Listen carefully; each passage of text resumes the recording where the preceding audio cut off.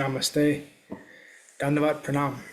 By the instruction and grace of our spiritual master Vishnupad Paramahamsa, Sripad Bhakti Madhava Puri Mahārāja, we're here reading Srimad Bhagavatam. Om Namo Bhagavate Vasudevaya.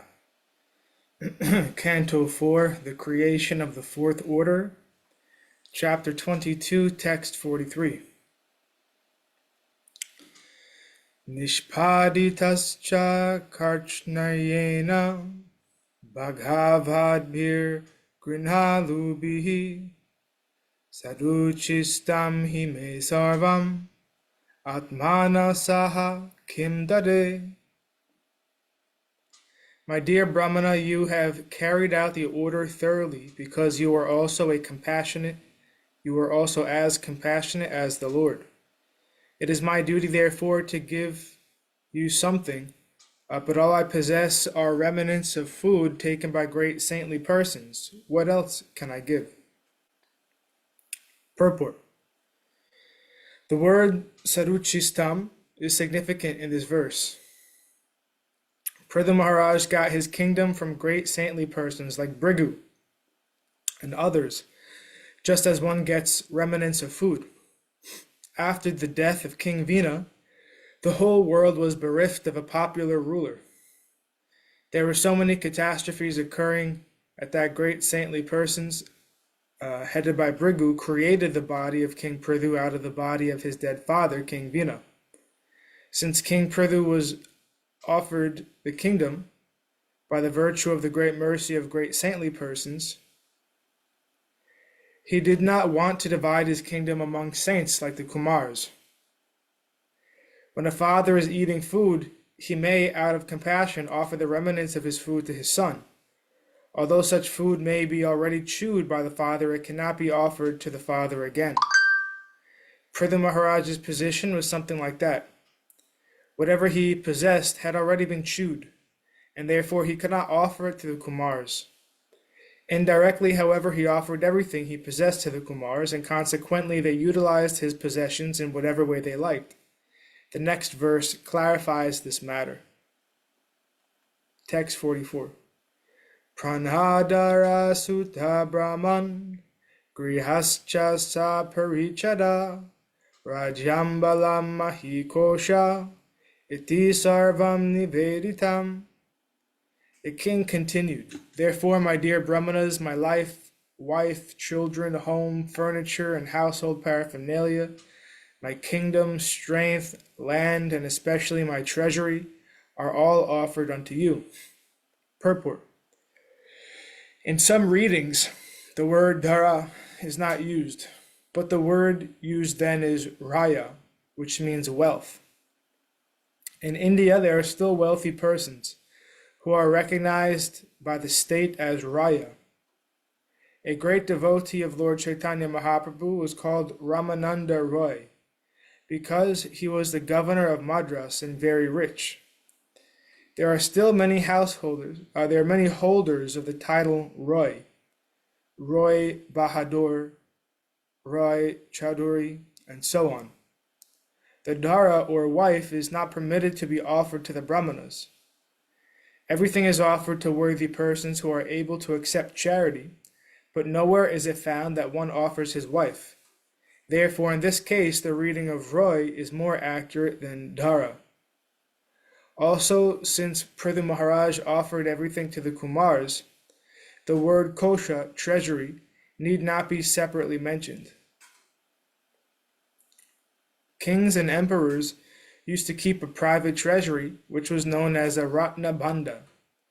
The Ratna Banda was a special treasury room which contained special jewelries, such as bangles, necklaces, and so on, which were presented to the king by the citizens. This jewelry was kept separate from the regular treasury because from the separate treasury house where all the collected revenues were kept. Thus, Pṛthu Maharaj offered his stock of private jewelry to the lotus feet of the Kumāras. It was already been admitted that all the king's property belonged to the Brahmanas, and that Pṛthu Maharaj was simply using it for the welfare of the state. If it were actually the property of the Brahmanas, how could it be offered again to them? In this regard, Sripad Sridhar Swami has explained that this offering is just like the servant's offering of food to his master. The food already belongs to the master, for the master has purchased it. But the servant, by preparing food, makes it acceptable to the master, and thus offers it to him. In this way, everything belongs to Pṛthu Maharaj. Everything that belonged to Pṛthu Maharaj was offered to the Kumāras. Text 45.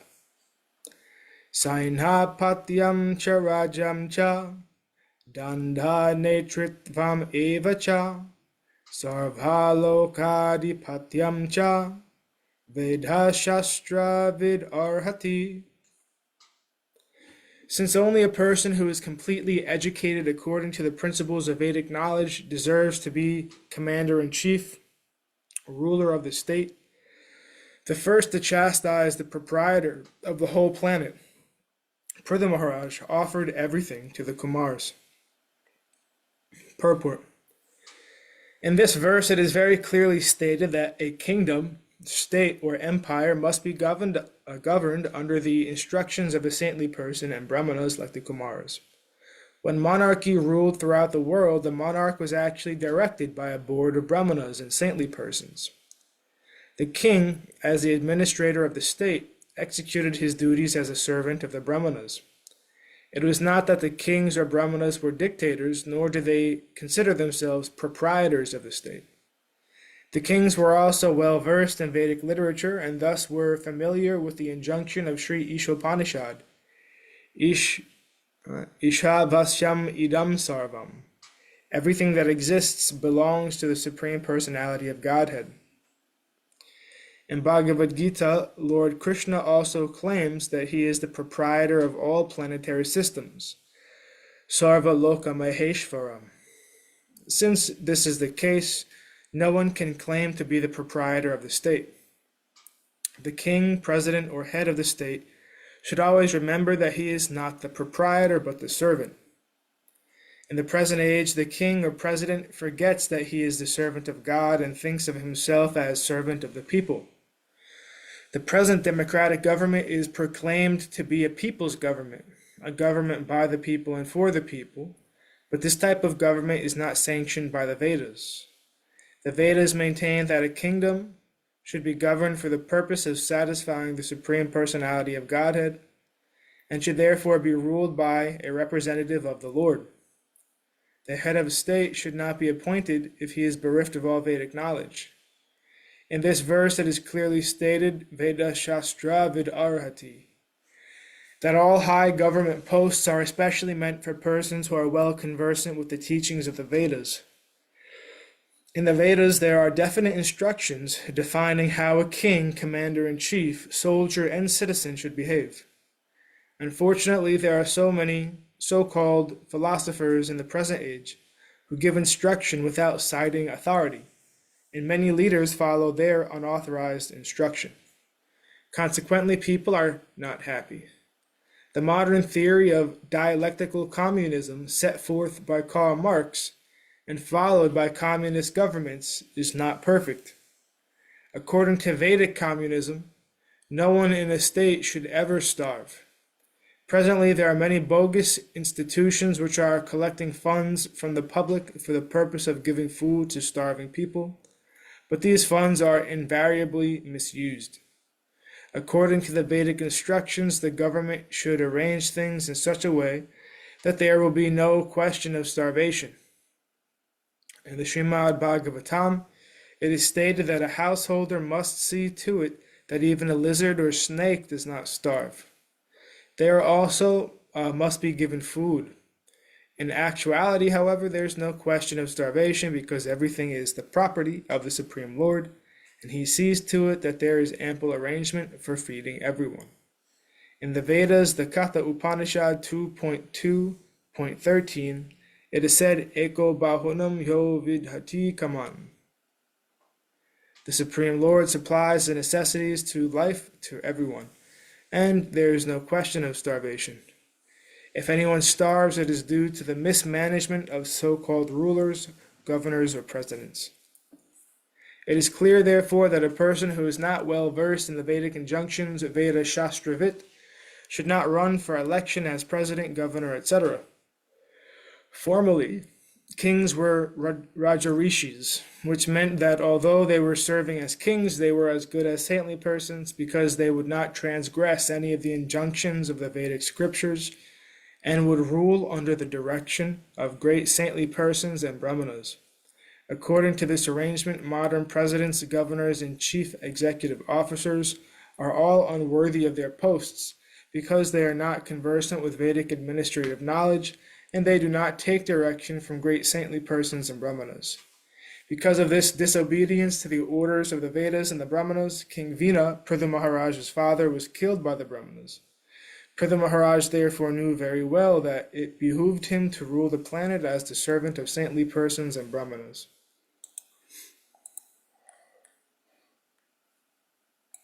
Text 46. Svam eva brahmano bhunkte, svam vaste svam dadhati cha, tasyaivanu grahenanam, bhunjate chatriyadaya. The Kshatriyas, Vaishyas, and Sudras eat their food by virtue of the Brahmana's mercy. It is the Brahmanas who enjoy their own property, clothe themselves with their own property, and give charity with their own property. Purport.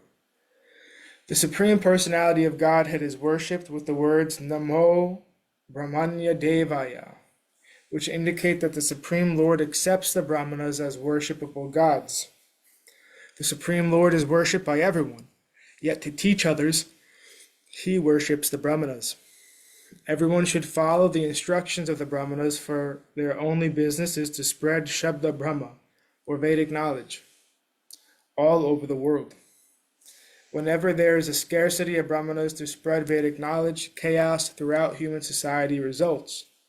Since Brahmanas and Vaishnavas are direct servants of the Supreme Personality of Godhead, they do not depend on others. In actuality, everything in the world belongs to the Brahmanas, and out of their humility, the Brahmanas accept charity from Kshatriyas or kings, and the Vaishyas or merchants. Everything belongs to the Brahmanas, but the Kshatriya government and the mercantile people keep everything in custody, like bankers, and whenever the Brahmanas need money, the Kshatriyas and Vaishyas should supply it. This is like a savings account with money, which the depositor can draw out at his will. The Brahmanas, being engaged in the service of the Lord, have very little time to handle the finances of the world, and therefore the riches are kept by the Kshatriyas, or the kings, who are to produce money upon the Brahmanas' demand.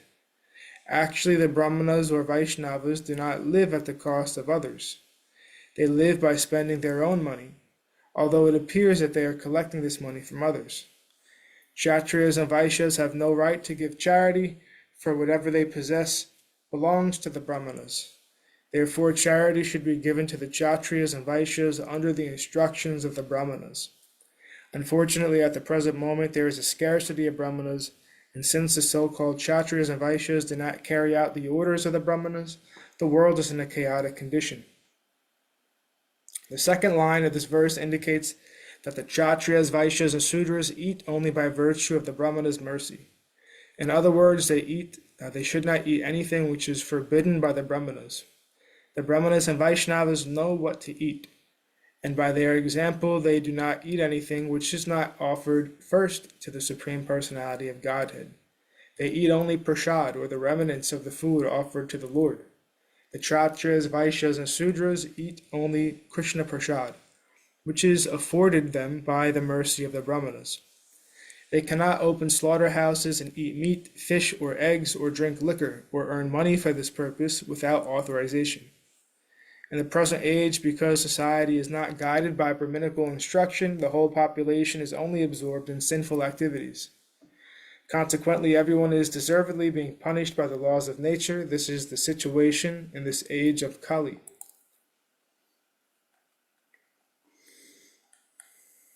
Text 47. Ihar idrashi bhagavato gatir atmavada ekantato nigami bhi pratipadita naha Tusyantvada bhra svakritena nityam konama tat prati karoti vinoda patram. Pṛthu Maharaj continued, how can such persons who have rendered unlimited service by explaining the path of self-realization in relation to the Supreme Personality of Godhead, and whose explanations are given for the enlightenment with complete conviction and Vedic evidence, be repaid except by folded palms containing water for their satisfaction? Such great personalities can be satisfied only by their own activities, which are distributed amongst human society out of their unlimited mercy. Purport. Great personalities of the material world are very eager to render welfare service to human society, but actually no one can render better service than one who distributes the knowledge of spiritual realization in relation with the Supreme Personality of Godhead. All living entities are within the clutches of the illusory energy.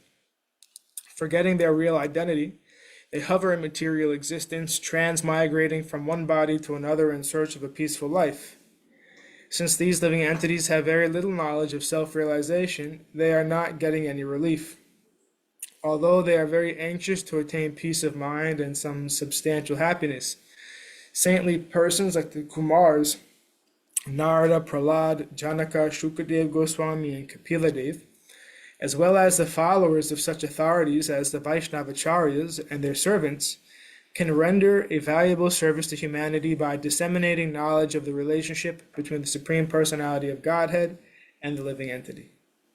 Such knowledge is the perfect benediction for humanity. Knowledge of Krishna is such a great gift that it is impossible to repay the benefactor. Therefore, Pṛthu Maharaj requested the Kumāras to be satisfied by their own benevolent activities in delivering souls from the clutches of Maya. The king saw that there was no other way to satisfy them for their exalted activities. The word Vinoda Patram can be divided into two words, Vina and Uda Patram, or can be understood as the word Vinoda Patram, which means joker. A joker's activities simply arouse laughter, and a person who tries to repay the spiritual master or teacher of the transcendental message of Krishna becomes a laughingstock, just like a joker, because it is not possible to repay such a debt. The best friend and benefactor of all people is one who awakens humanity to its original Krishna consciousness. And thus ends our reading for today. We'll continue from text 48 on Monday. Jai Om Vishnupad Paramahamsa Sripad Bhakti Madhava Puri Mahārāja Ki Jai. Jai Srila Prabhupada, Srila Guru Maharaj, Srila Gurudev, Srila Acharya Dev, Srila Shanta Maharaj Ki Jai. Jai Rupanuga Guru Varga Ki Jai. All glories to the assembled devotees, all glories to the worldwide devotees. Sama Bhaktivedanta Vrinda Ki Jai. Jai Navadut Dham Ki Jai. Nishingapali Dham Ki Jai. Mayapur Dham Ki Jai. Jagannath Puri Dham Ki Jai. Jagannath Baladev Subhadra Ju Ki Jai. Ganga Mai, Yamuna Mai Ki Jai, Vrindavan Dham Ki Jai, Giri Govardhan, Gupta Govardhan Dham Ki Jai, Shyam Kund, Radha Kund Ki Jai, Tulsi Devi, Bhakti Devi, Vrinda Devi Ki Jai, Jai Srimad Bhagavatam Ki Jai, Harinam Sankirtan Yagya Ki Jai, Scientific Sankirtan Yagya Ki Jai, Princeton Bhaktivedanta Institute Ki Jai, Sri Chaitanya Saraswat Institute Ki Jai, Sri Chaitanya Saraswat Mat Ki Jai, Nitai Gaur Premanandi, Hari Hari Hari Bol, Hari Bol, Hari Bol, Hari Bol. Jai Shrimati Uma Devi Dasi Ki Jai.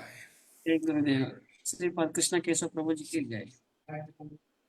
धन्यवाद। Dhanyavad Stiri.